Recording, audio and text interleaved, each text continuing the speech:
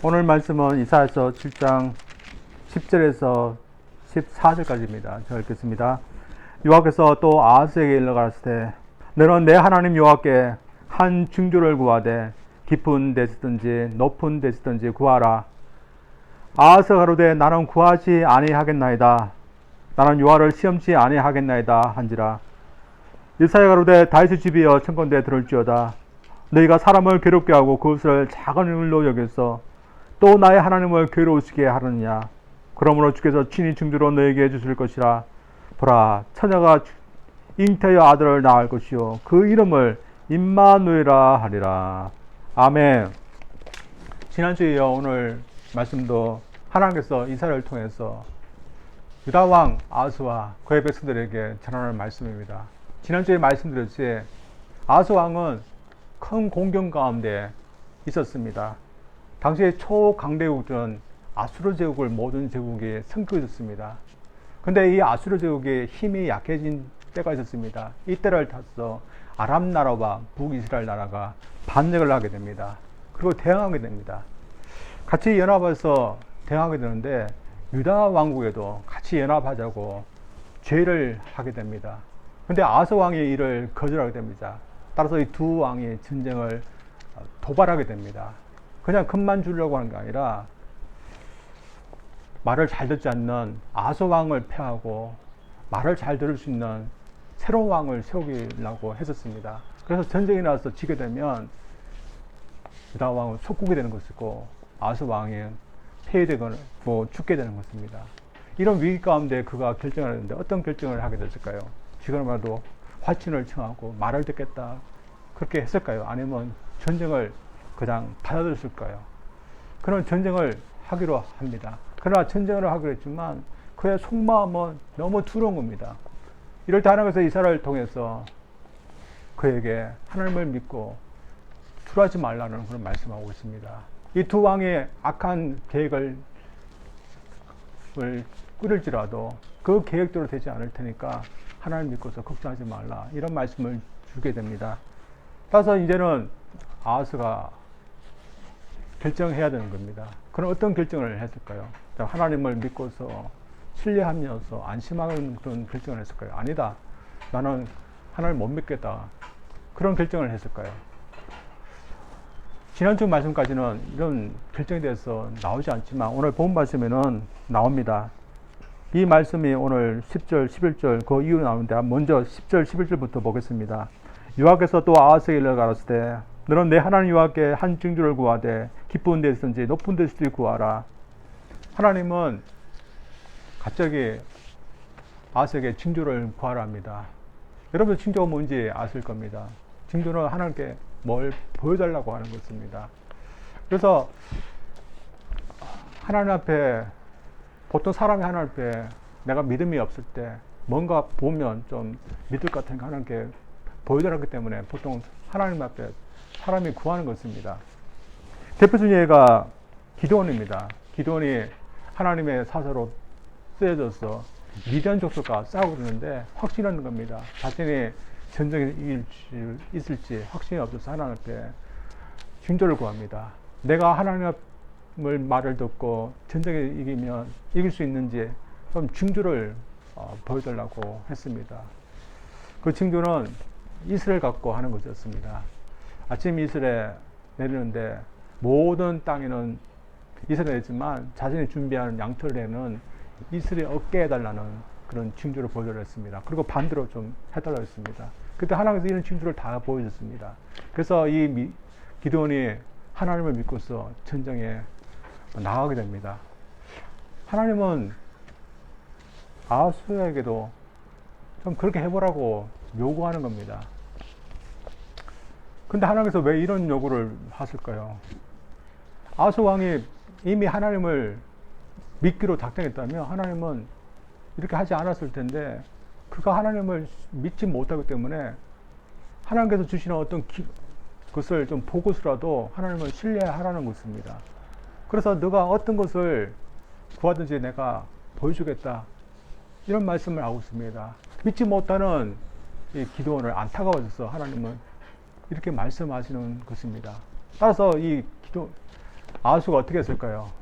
아하수아는 하나님께 징조를 구하지 않겠다, 이런 말을 하고 있습니다.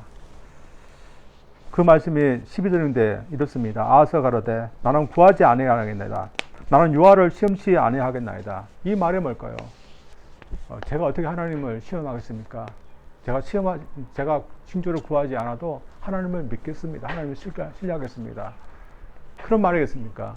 그런 말이 아니라 오히려 이런 징조까지 구할 필요조차 못 느끼기 때문에 거절하고 있는 것입니다. 보통은 하나님을 믿으려고 하는 그런 사람이 간절한 마음에서 하나님의 징조를 구합니다. 하나님, 내가 좀 믿고 싶습니다. 그러나 내 힘으로는 할 수 없으니 징조를 좀 보여주세요. 그렇게 하는 겁니다. 그러나 하나님을 믿으려는 마음조차 없는 사람은 징조조차에도 관심이 없고 구하지 않는 건데, 지금 아하스의 마음이 지금 그런 것입니다. 하나님께서 징조를 구해서 좀 믿어보라 했는데도 그런 마음이기 때문에 필요 없습니다.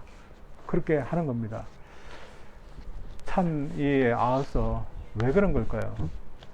이 아하스에는 다른 믿을 수 있는 어떤 것이 있었기 때문에 그렇게 한 겁니다. 그런 지금 아수르 왕이 자신을 도와줄 거라고 그렇게 믿고 있는 겁니다. 그래서 언제나 아수르 왕이 도와줄까, 그 설득만을 기다리고 있었습니다. 그렇기 때문에 하나님께서 징조를 구하라, 그래서 좀 나를 믿어봐라, 그렇게 했는데도 그것을 거절한 것입니다.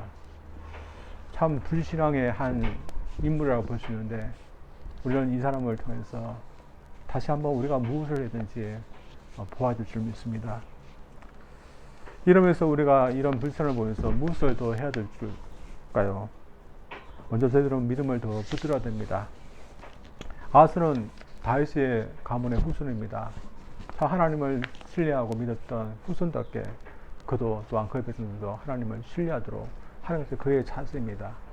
그러나 그는 그렇게 하지 못했습니다. 평상시도 그렇게 하지 못하기 때문에 유사시에도 그런 하나님이 아니라 현실의 어떤 것을 더 믿게 됩니다. 눈에 보이지 않는 하나님보다는 눈에 보이는 어떤 것이 더 낫다고 그런 생각했던 것 같습니다. 그래서 하나님께서 도와준다 해도 어떻게 믿을 수 있냐고 받아들이려고 하지 않았던 것입니다. 참 이런 모습을 보면서 저희들 어떡할까요? 참 이 사람 대체 왜 이런가 우리에게 판단하고 비판할 것만 아니라 우리도 그럴 가능성이 있다는 것을 생각하면서 조심해야 되고, 또한 그가 하지 않은 것, 놓쳤던 것 우리는 붙들어야 되고, 또한 우리는 하려고 해야 될 수 있습니다. 그가 뭘 놓쳤습니까? 믿는 것이었습니다. 그래서 저희들 이 아하스처럼 하지 말고 더 믿기 위해서 노력해야 될 줄 믿습니다. 오늘날 사람들 아하스와 같이 살아갑니다.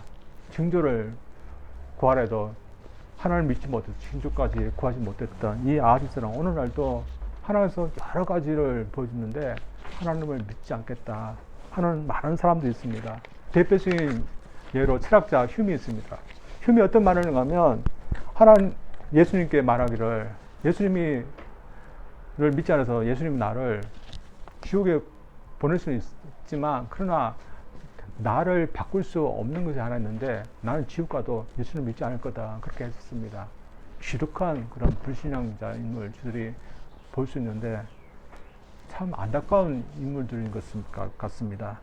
이런 면에서 오늘 저희들 일상생활에서 하나님을 우리가 신뢰하지 못하고 믿지 못하고 있다면 저희들 하나님께 솔직하게 도움을 구할 수 있는 저희를 원합니다. 우리가 하나님을 신뢰하지 못하고 있음에도 불구하고 그것이 아무런 내가 사는데 상관은 없다 생각하면서 다른 사람의 보기 위해서 믿는 척, 신뢰하는 척 그렇게 하면서 하는 것이 아니라, 내가 정말 하나님을 신뢰해야 될 것을 내가 알고 있다면 신뢰할 수 있기 위해서 우리가 노력해야 될 줄 믿습니다. 그 방법은 하나님께 먼저 솔직하게 구하는 겁니다. 내 마음에 참 믿음이 생기지 않고 하나님을 신뢰하지 못합니다. 하나님 나를 도와주시면서 하나님 앞에 부르짖으면 하나님께서 보여주시든지 아니면 듣게 하시든지 우리가 이거 하나님을 신뢰하게 하실 줄 믿습니다. 또한 우리는 신뢰하는 삶을 우리는 매일매일 실천해야 될 줄 믿습니다. 대표적인 사람이 있는데 참 문명의 사람인데 어느 대학의 교수였습니다. 이 사람이 못된 신앙이었지만 신앙생활을 어느 순간부터 하지 않았습니다.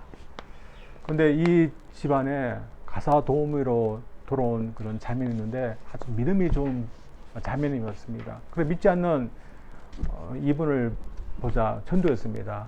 예수님 믿으세요.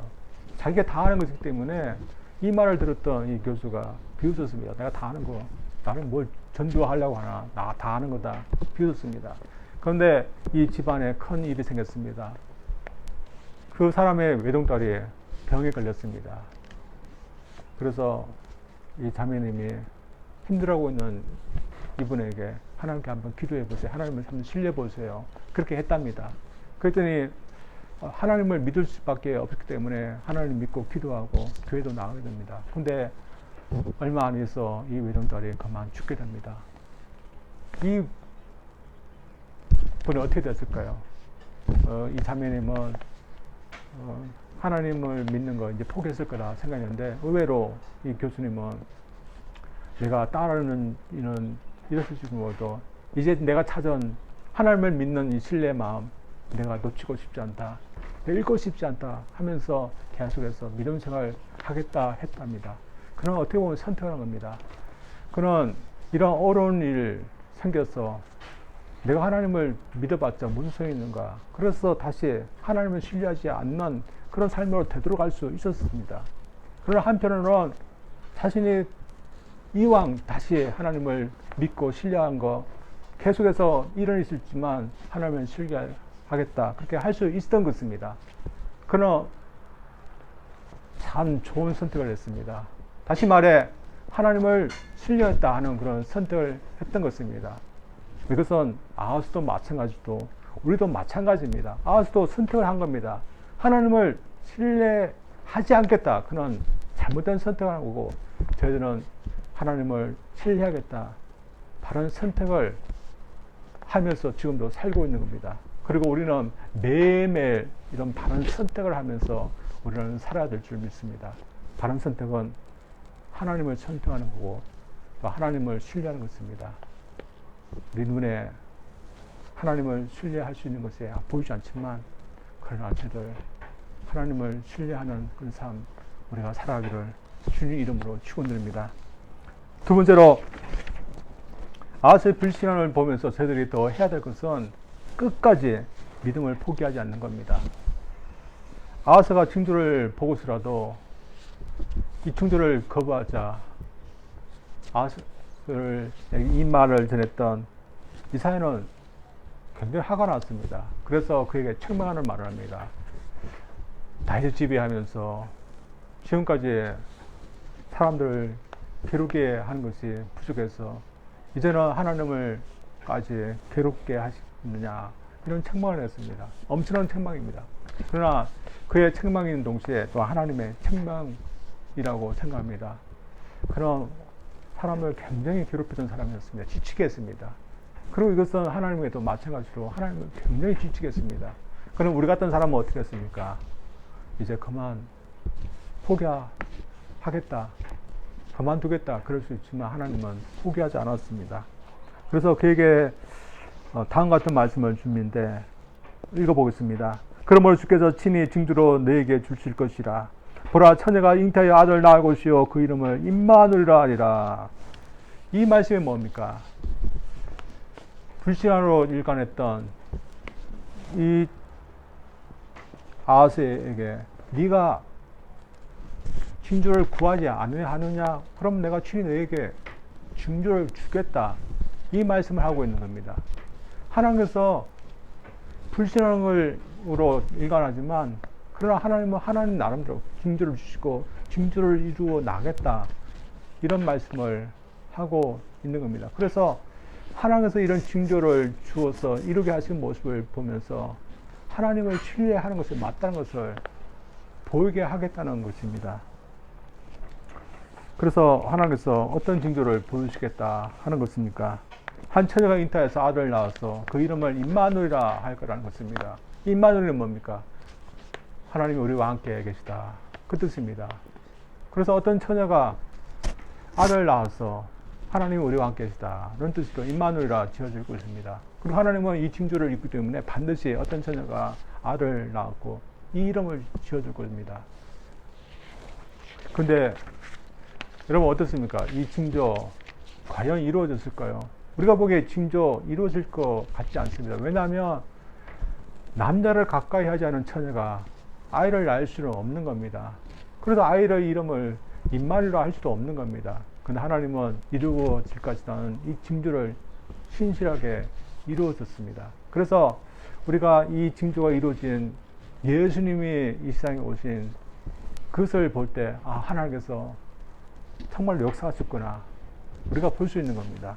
그래서 참 하나님은 약속을 하시면 그것을 지키시는, 우리와 함께 하시겠다는, 함께 하겠다는 것을 지키시는 하나님이다, 신뢰하시는 분으로 이 징조를 통해서 볼 수 있는 겁니다.